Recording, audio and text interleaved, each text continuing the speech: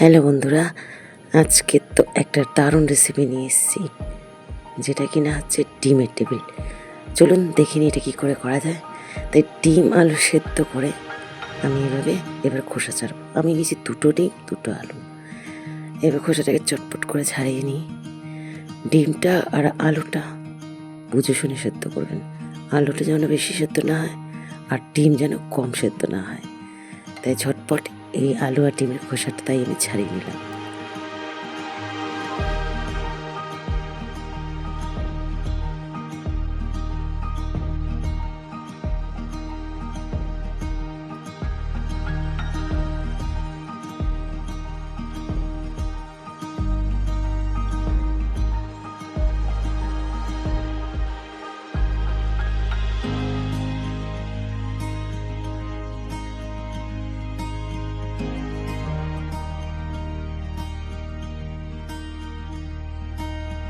দেখুন আমার ডিম আর আলু খোসা ছাড়ানো হয়ে গেছে।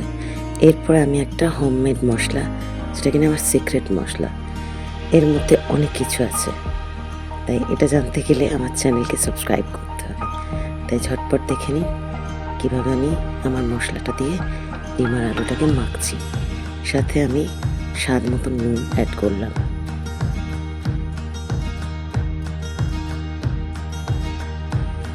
এভাবে আলুটাকে খুব ভালোভাবে ম্যাশ করতে হবে, যাতে কিট না থেকে যায়। দেখুন আমি একদম সুন্দর করে আলুটাকে মেখে দিলাম। আর সাথে আমি অল্প চিনি অ্যাড করলাম, একদম সামান্য দেবেন। এবারে আমি ডিমগুলো এইভাবে কেটে নেব। ডিমগুলোকে আপনি 4 ভাগেও রাখতে পারেন, 2 ভাগেও রাখতে পারেন, যেটা আপনার ইচ্ছা। আমি 2 ভাগেও করবো, 4 ভাগেও করবো। তাই আমি প্রথমে 4 ভাগ করে নিলাম। দেখুন এইভাবে কেটে নিতে হবে।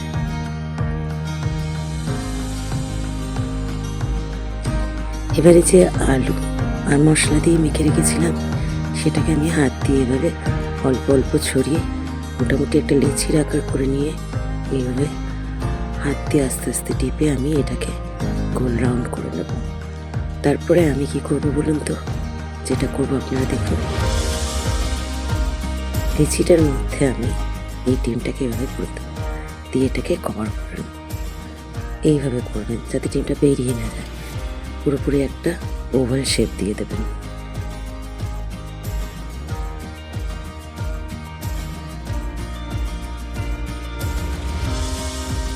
এখন আমি একটা পারফেক্ট ওভাল শেপে করে নিলাম। এইভাবে আমি সবকটা ডিম করে নেব। এবারে আমি আধখানা নয়, এবারে আমি 4 ভাগের 1 ভাগ ডিম নিয়ে এইভাবে করছি। তাহলে আমি দুভাবেই আপনাদেরকে দেখিয়ে দিলাম। ঠিক এইভাবে পুরটাকে ভরবেন যাতে কিনা বেরিয়ে না যায়। ভালো করে চেপে এটাকে আটকে দিয়ে পুরো কভার করে দেবেন আলু মাখাটা দিয়ে, তাহলে না ডিমটা বেরিয়ে যাবে না।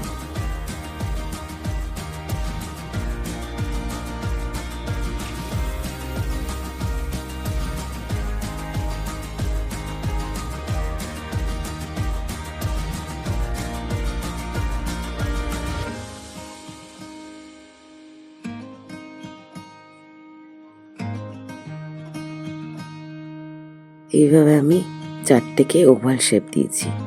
দেখুন ঠিক এইভাবে বানাবেন। এরপর আমি নিলাম ব্রেড ক্রাম্ব। ব্রেড ক্রাম্ব আপনি যে কোনো কোম্পানি নিতে পারেন, এছাড়া লুজও নিতে পারেন। আমি মোটামুটি 4টের জন্য এইটুকু ব্রেড ক্রাম্ব নিলাম। আর সাথে নেব বেসন। বেসন আমি আগে থেকেই গুলে রেখেছিলাম, কিন্তু আপনাদের দেখার জন্য আবার করছি। বেসন নিলাম, অল্প নুন নিলাম, অল্প ধনে গুঁড়ো নেব, অল্প নেব লঙ্কা গুঁড়ো, আর সাথে নেব অল্প জিরে গুঁড়ো। দিয়ে এটাকে ভালো করে আমি ফেটিয়ে নেব। দেখুন কিভাবে বানাই, চলুন।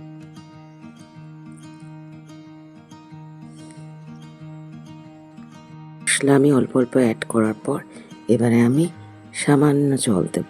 অল্প জল দেবেন, বেশি ঘন যাতে না হয়। হালকা করে আমি এভাবে ব্যাটারটাকে গুলতে থাকবো। মোটামুটি একটু পাতলাই করবেন। এর কনসিস্টেন্সি এমন হবে যেন পাতলা হয়, বেশি যেন গাঢ় না হয়। এই দেখুন এইভাবে হবে।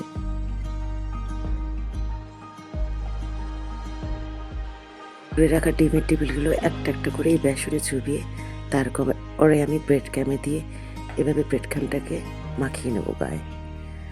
ডান হাত বাঁ হাত দুটো ইউজ করবেন। বাঁ হাত দিয়ে আপনি মাখবেন, কারণ না হলে একবার যদি আপনি বেসনে হাত দেন তাহলে হাতটা ভিজে হয়ে গেলে আর ব্রেড ক্রাম্ব ডিমের টেবিলের গায়ে লাগবে না। তাই একবার ডান হাত দিয়ে আপনি এই টেবিলটাকে বেসনে চুবিয়ে বাঁ হাতে আপনি ব্রেড ক্রাম্ব মাখিয়ে নেবেন, ঠিক আমি যেরকম করছি এইভাবে। দেখুন আমার একটা ব্রেড ক্রাম্ব দিয়ে ডিমের টেবিল রেডি। আবারও আমি দ্বিতীয়টা করে নেব। এভাবে পরপর সব কটা ডিমের টেবিল ব্রেড ক্রাম্বে মাখিয়ে নেব বেসনে চুবিয়ে। ঠিক এভাবে 4টে রেডি করার পর আপনি বুঝতে পারবেন কতটা সুন্দর লাগছে। আর ব্রেড ক্রাম্বটা যেন সম্পূর্ণভাবে গায়ে লাগে, তবেই ডিমের টেবিলটা মুচমুচে হবে। তাই এভাবে আমি সব কটা রেডি করে নেব। চলুন আগে আমরা সব কটা রেডি করে নিই।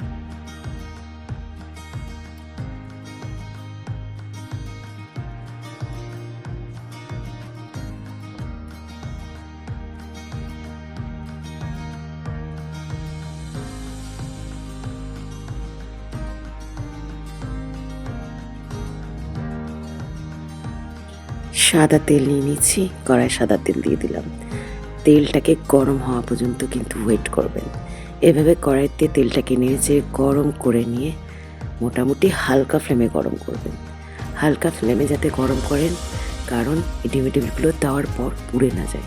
দেখুন আমি হালকা ফ্লেমে ভাজছি, কিন্তু একদম লো ফ্লেমে, যাতে ভেতরটাও হয় আর বাইরেটা হালকা বাদামি হয়।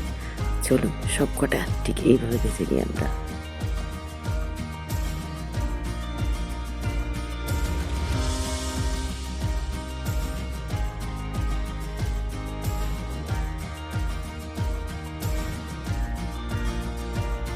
গ্যাসের ফ্লেম ভুলেও বাড়াবেন না, তাহলে ভীষণই ক্ষতিকর অবস্থা হবে। বাইরে থেকে তো হয়ে যাবে, ভেতরটা কিন্তু কাঁচা থেকে যাবে। তাই আমরা লো ফ্লেমেই ভাজতে থাকবো। আর ঠিক ভাজার কালারটা আমার এইরকম হবে, হালকা ব্রাউন কালার হবে। হালকা ব্রাউন মানে আপনার কিন্তু রেডি। আমার ডিমের টেবিল কিন্তু রেডি। এই দেখুন গরমা গরম মুচমুচে ডিমের টেবিল। ঠিক যেভাবে আমি করলাম আপনারাও বাড়িতে ট্রাই করবেন, ভীষণ ভালো লাগবে।